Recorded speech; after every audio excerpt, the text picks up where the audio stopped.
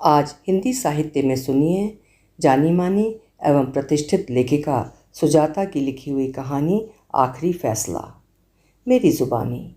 मैं हूँ सीमा सिंह। सुबह से शशि दी के फ्लैट में ताला लटक रहा था। ऐसा होता तो नहीं था, संडे को तो उनको आना ही आना था मेरे पास। यदि वृंदावन न चली जाएं, वहीं गई होंगी और कहाँ जाएंगी।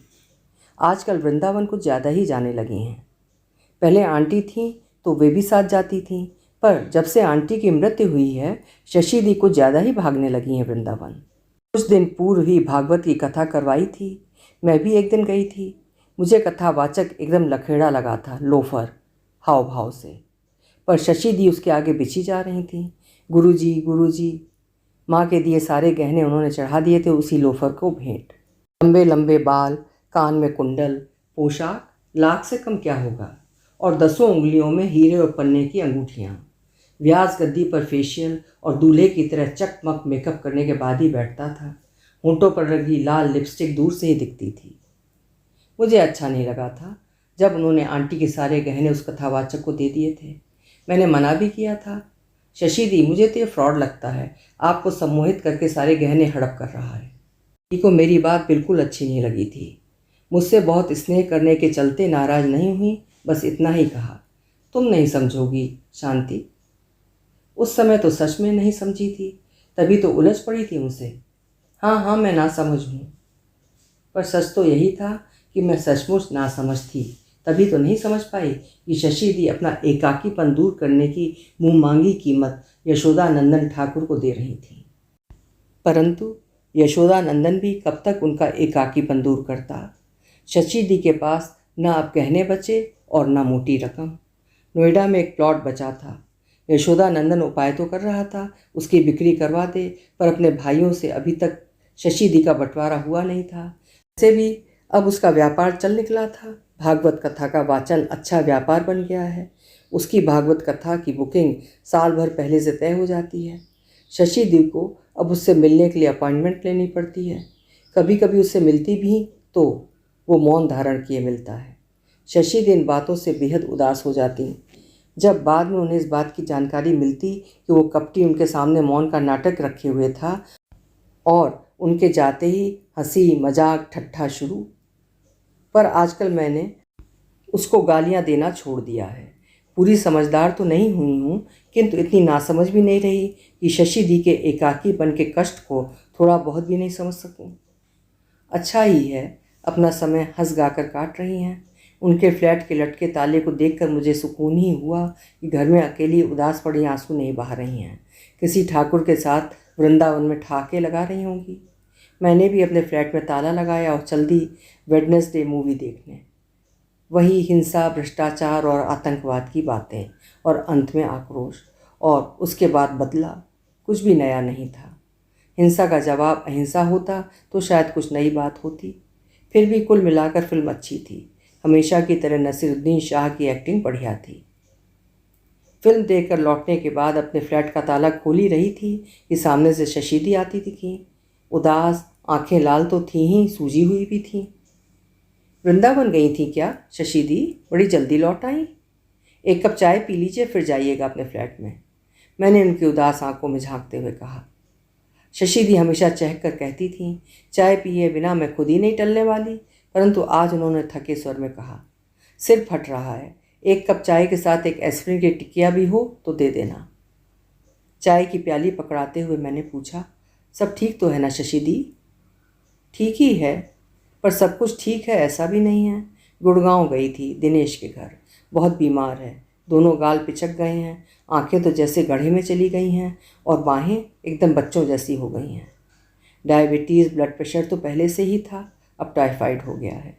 3 दिन से ना कुछ खाया न पिया था। आज ही मुझे फ़ोन किया था, थोड़ा सा एप्पल जूस पिला कर आई हूँ। दिनेश कह रहे थे मत जाओ, यहीं ठहर जाओ हमेशा के लिए। एक सांस में उन्होंने अपनी बात समाप्त कर दी। फिर आपने क्या कहा? मुझे उनके उत्तर जानने की हड़बड़ी थी। क्या कहती, यही कहकर चली आई, सोचूंगी, कहते हुए उठकर वे अपने अपार्टमेंट की ओर चल दी। मैं देखती रही उन्हें थके कदमों से जाते हुए और कांपते हाथों से फ्लैट का ताला खोलते हुए। मुझे पता है, शशि दी का उत्तर। सवाल ही नहीं है दिनेश के पास जाने का, लेकिन मति का क्या ठिकाना, और स्त्रियों के दिल का कुछ पता नहीं, थोड़ी सी आँच लगी नहीं कि पिघलने को तैयार। क्या शशि दी सब कुछ भुला देंगी? 30 साल पहले शशि दी का विवाह दिनेश से हुआ था। हालांकि मैंने दिनेश को देखा नहीं है, लेकिन शशि दी ही कहती हैं बहुत सुंदर था दिनेश जब उनकी शादी हुई थी, बिल्कुल देवानंद की तरह लगता था। और आप कैसी लगती थी? मेरे पूछते ही ठहाके लगाते हुए कहा था, कल्पना कार्तिक जैसी। अच्छा, तो देवानंद और कल्पना कार्तिक की जोड़ी थी आप दोनों की? मुझे भी मज़ा आ रहा था उन्हें ठहाके लगाते देखकर। परंतु जोड़ी क्या टूटी, शशि दी भी टूट गई। शशि दी क्या टूटी, उनकी जगह कोई भी औरत होती तो टूट जाती। मैं तो सोचकर ही घबरा जाती हूँ, पता नहीं उनकी जगह होती तो क्या कर लेती। जिस पर सबसे अधिक भरोसा करें और जब वही पीठ में खंजर भोंक दे तो व्यक्ति टूटेगा ही।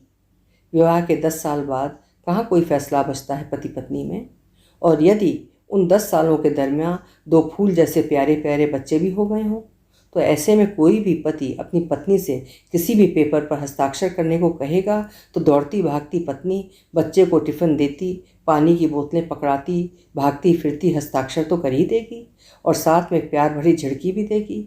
बस जल्दी बताओ और कहाँ कहाँ सिग्नेचर करना है, नहीं तो बच्चे की बस छूटेगी। तुम्हें तो फुर्सत के क्षणों में कुछ करना आता ही नहीं।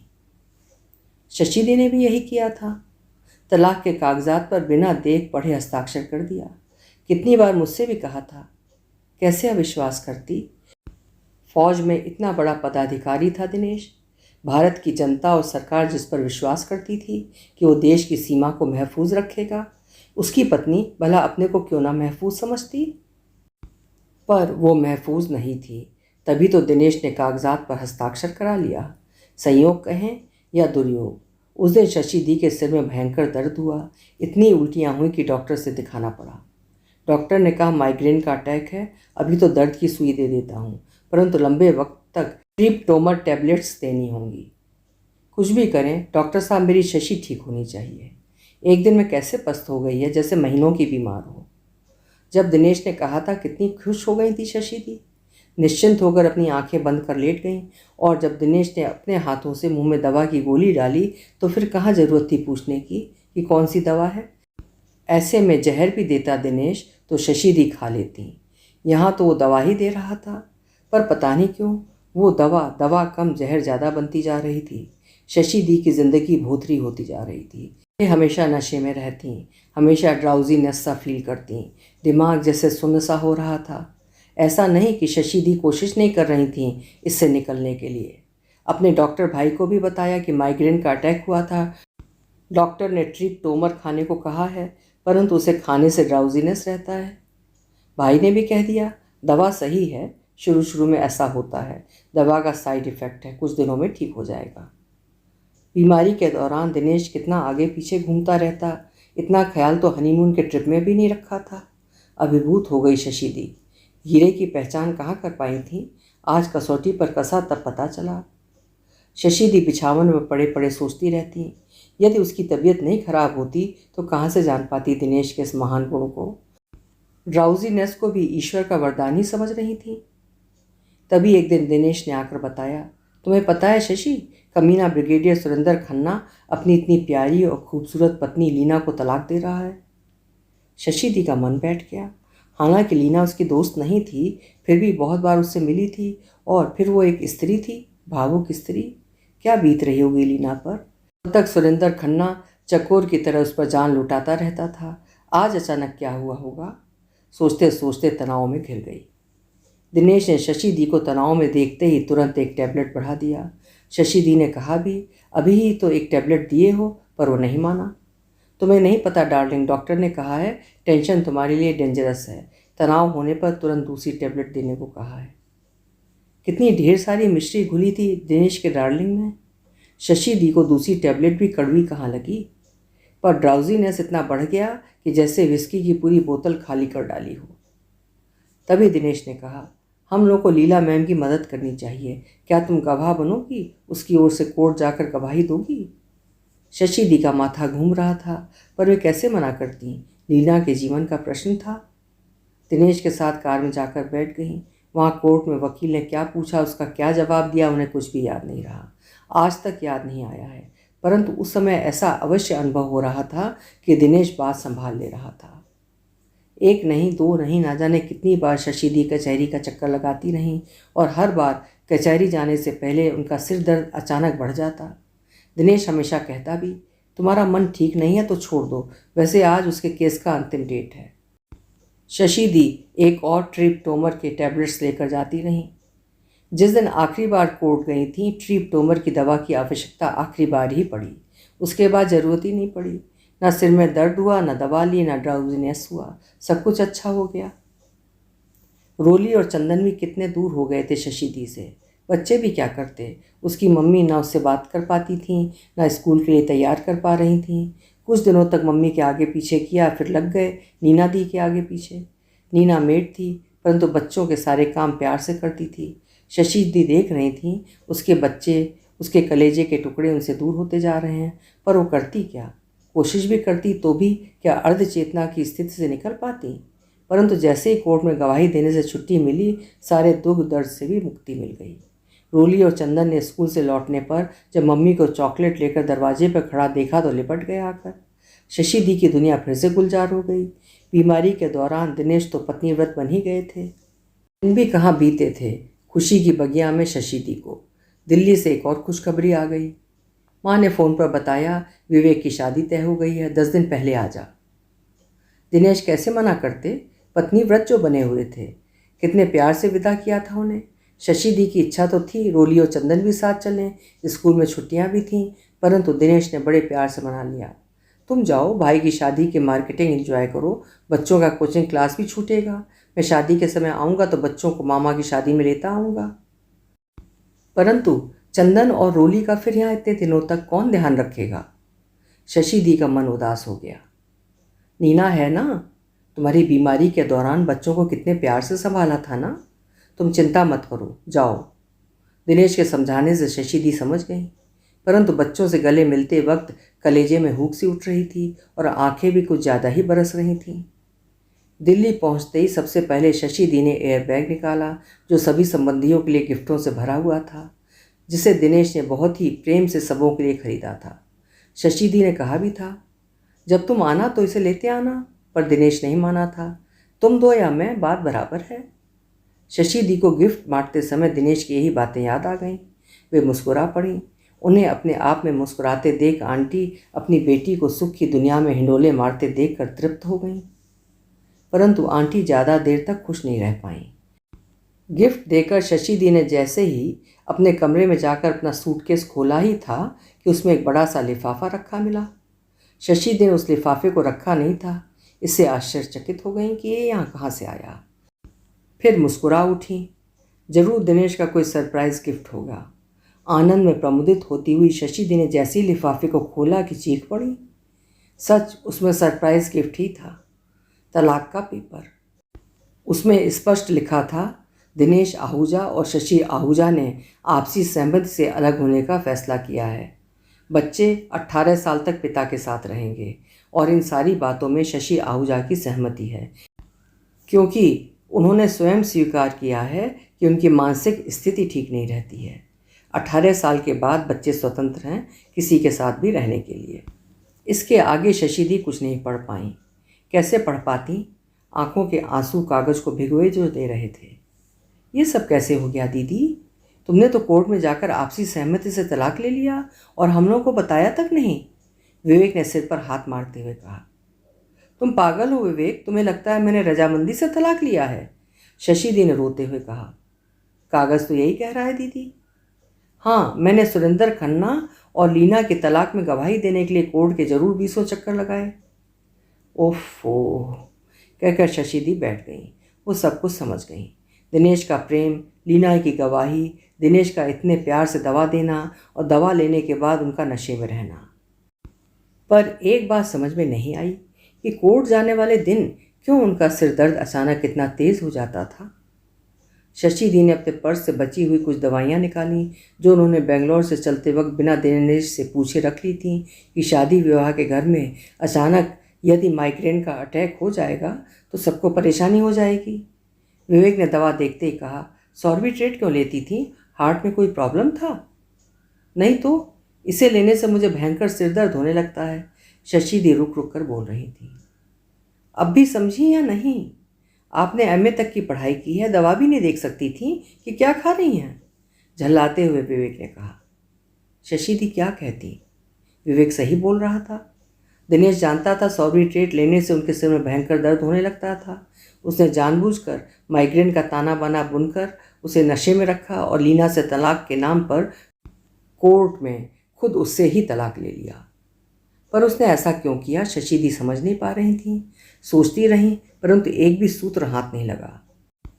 घर में शादी की रौनक क्या रहती। शशि दी ने उसी दिन विवेक के साथ बेंगलोर की फ़्लाइट पकड़ ली। फ्लाइट में बैठी बैठी भी सोच रही थी, कहीं दिनेश ने मजाक तो नहीं किया है।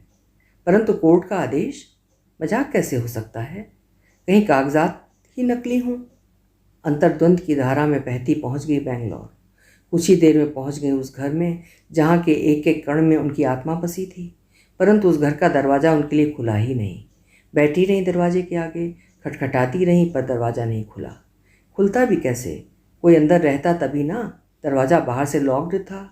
बगल के फ्लैट से काम करके नीना को निकलते देखकर दौड़ते हुए शशि दी उसके पास भागी थी। नीना ने देखते ही कहा, मैडम आपने ऐसा क्यों किया? चंदन बाबा और रोली बेबी के बारे में भी नहीं सोचा? आपने किस फ्रॉड के प्रेम में पड़कर अपने बच्चों के बारे में भी नहीं सोचा? अपनी सुखी गृहस्थी में आग लगा ली। साहब भी आपसे कितना प्रेम करते थे, फिर क्यों तलाक ले लिया? मैं तलाक क्यों लूँगी नीना? कहाँ है मेरे बच्चे, कहाँ है दिनेश? शशि दी की आवाज़ बैठ रही थी।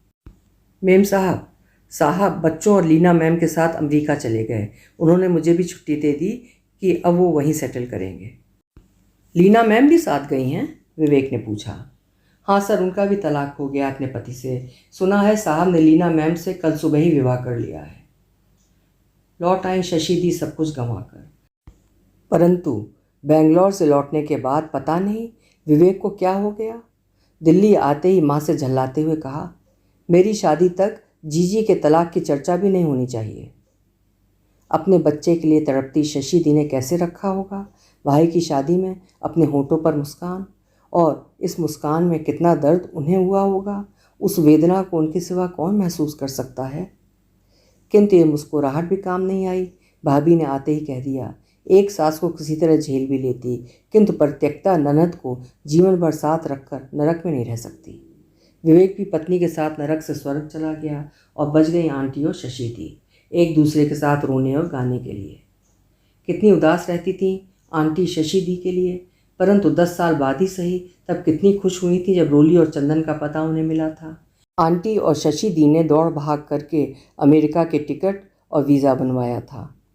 शशि दी को एयरपोर्ट से छोड़कर आने के बाद आंटी मेरे पास आई थी, तब कितना रोई थी। पुत्र, किसी तरह अभागन को बच्चों का प्यार मिल जाए। रोली और चंदन माँ को देखकर खुश हुए या नहीं, शशि दी इस बात का ध्यान देकर अपनी खुशियों में ग्रहण क्यों लगाती?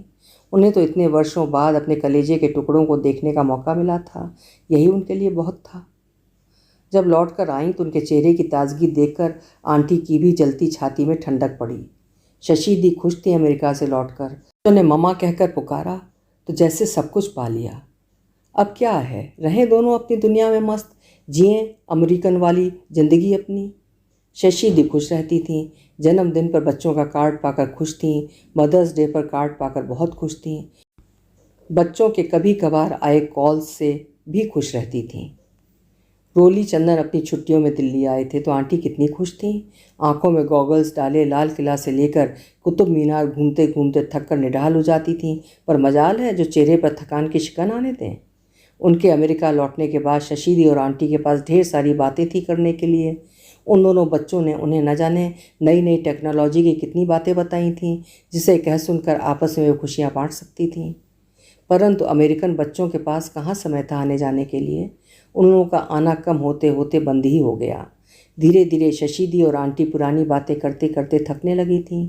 तभी शशि दी वृंदावन से न जाने कब इतनी जुड़ गईं कि जब देखो तब वृंदावन। जब भी वहाँ से लौटती तो हंसती खिलखिलाती। अब नमस्ते कहाँ बोलती थीं, मिलने पर राधे राधे कहती थीं। आंटी की मृत्यु के बाद यशोदा नंदन ठाकुर से भागवत की कथा करवाई थी। पता नहीं क्या वशीकरण मंत्र कानों में दिया उसने कि आंटी के सारे गहने उसे समर्पित कर दिए।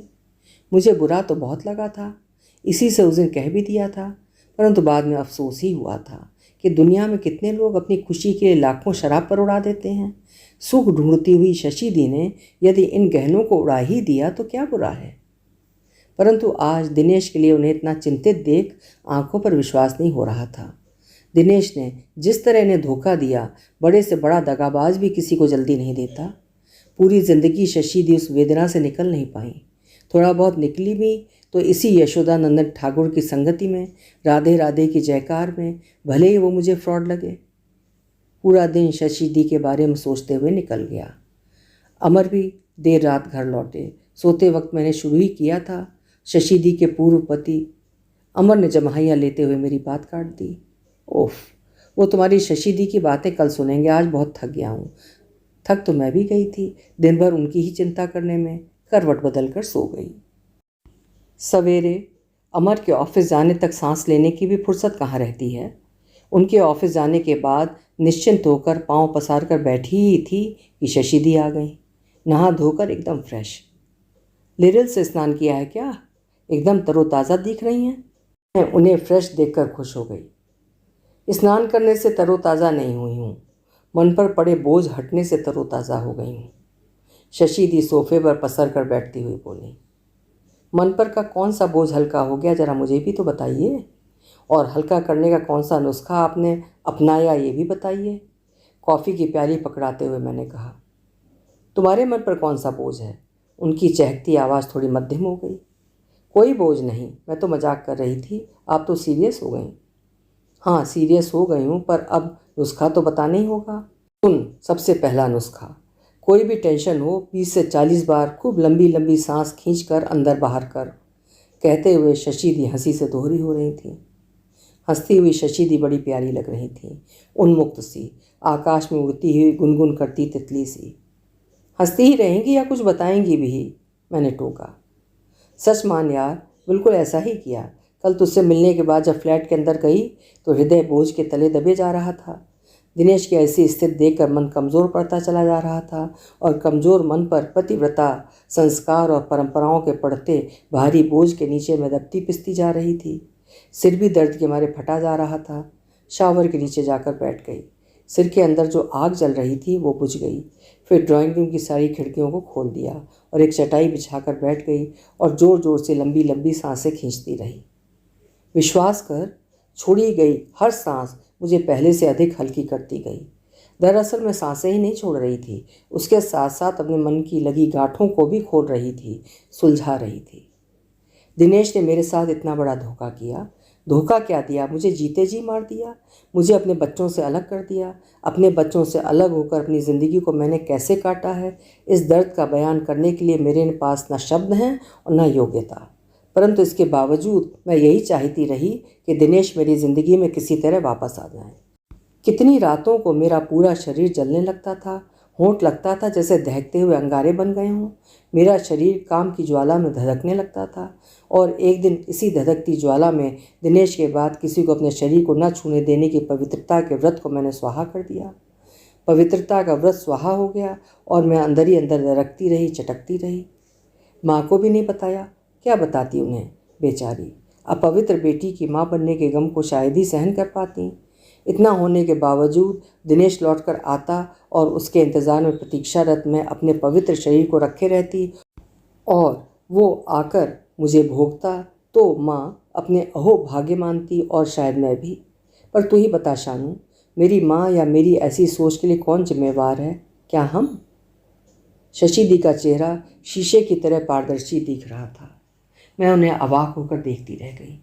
शशि दी को आज क्या हो गया है? दिमाग फिर गया है या सत्य बोलने का जुनून चढ़ गया है? मैंने धीरे से कहा, शशि दी, जिम्मेवार कोई एक तत्व होता नहीं, परिस्थितियाँ, समाज के मापदंड आदि सभी कारक हैं। आपका ही यशोदानंदन ठाकुर तो अपनी कथा में कह रहा था, स्त्री की शोभा उसकी पवित्रता में है, उसके पातिव्रत्य धर्म में है। पराये पुरुष से संबंध बनाने से रौरव नरक की प्राप्ति होती है और पराई स्त्री से संबंध बनाने वाले पुरुष को कौन से नरक की प्राप्ति होती है, यह नहीं बताया उसने। कैसे बताए ये बात, उसे भी भोगनी पड़ेगी ना। शशि दी के मुंह से अनायास निकल गया। शशि दी, यशोदानंदन ठाकुर, वो है वो व्यक्ति? मेरा अवाक होना स्वाभाविक था। इतना बड़ा कथावाचक, देखने से लगता तो था लंपट। शशि दी के इस वक्तव्य ने मन को झंझना दिया। क्यों, क्या है वो व्यक्ति? पैसों के पीछे भागती हुई वेश्या से क्या कम है? कथा कहने की शुरुआत की थी तो क्या औकात थी उसकी? पैसों के लिए मेरे आगे पीछे चिरौरी करता रहता था। एक दिन उसने मेरे जलते बदन को ठंडक पहुंचाई तो मैंने उसे उसकी कीमत दे दी। ये सही है कि एक पुरुष वेश्या की फीस से कहीं ज़्यादा उसने पैसे वसूले और हमने अपनी मर्जी से दिए भी। मुझे लगा शायद शशि दी नशे में है। मुझे आश्चर्यचकित होकर अपनी ओर एकटक देखती हुई देखकर मुस्कुरा कर बोली, तू घबरा मत, न मेरा दिमाग खराब हुआ है और न मैं नशे में हूँ। मैं इन बातों को तुझे नहीं बताती, पर बताना पड़ा, क्योंकि आगे जिस बात को तुम्हें बताना था उसे तुम नहीं समझ पाती। कल दिनेश की हालत देखकर मैं इतनी दुखी क्यों हो गई, मुझे खुद पता नहीं। शायद आज भी उस पल को जीने की चाहत शेष बची हो जिसमें मैं और मेरा परिवार, मेरे पति और मेरे बच्चे सब एक साथ एक ही छत के नीचे हों। दूसरी बात, दिनेश के मुरझाए चेहरे और कमज़ोर शरीर को देखकर यह भी सोचा था कि शायद मुझे छोड़ने के बाद पश्चाताप की आग में वो भी झुलसा है। तभी तो खूबसूरत दिनेश के सामने बदसूरत शशि खूबसूरत लग रही थी। मैंने कल रात में दिनेश को फ़ोन लगाया उसका हालचाल जानने के लिए। दिनेश की बहुत धीमी आवाज़ निकल रही थी। किसी तरह बोल पाया, बस जिंदा हूँ। तुम जिस जूस को रख कर गई थी उसे किसी तरह गले से उतारा है। यदि तुम आ जाती तो, कहकर वो चुप हो गया। मेरे मन में क्या आया भगवान जाने, पर मुंह से निकल पड़ा, दिनेश मैं आ तो जाऊं, पर एक बात बतानी थी, अब मैं पवित्र नहीं रही। मेरी बात पूरी कहाँ होने दी दिनेश ने जोर से चीखा, कुतिया कहीं की, और उसने फ़ोन काट दिया। मैं बहुत खुश हूँ शानू, उस शिकारी की शिकार होने से बच गई। इस बुढ़ापे में उसकी सेवा करते करते मेरी हड्डियाँ चटक जाती। जवानी भर गुलछर्रे उड़ाकर अब बिना तनख्वाह वाली एक दासी खोज रहा है। और उसकी ख्वाहिश तो देखो, दासी का शरीर उसके सिवा किसी और ने नहीं भोगा हो, साला। कहती हुई शशि दी ने कसकर एक लंबी सांस छोड़ी। मुझे पहली बार लगा इस सांस के साथ दिनेश हमेशा के लिए निकल गया। अभी आप सुन रहे थे धोखा खाई हुई एक पत्नी की, एक स्त्री की दास्तान। कहानी की लेखिका हैं सुजाता। उम्मीद है कहानी आपको पसंद आई होगी। अगर पसंद आई है तो कहानी लाइक ज़रूर करिएगा और चैनल को भी सब्सक्राइब कर लीजिएगा अगर अभी तक आपने न किया हो, या आप आज पहली बार चैनल पर आए हों। बहुत बहुत धन्यवाद।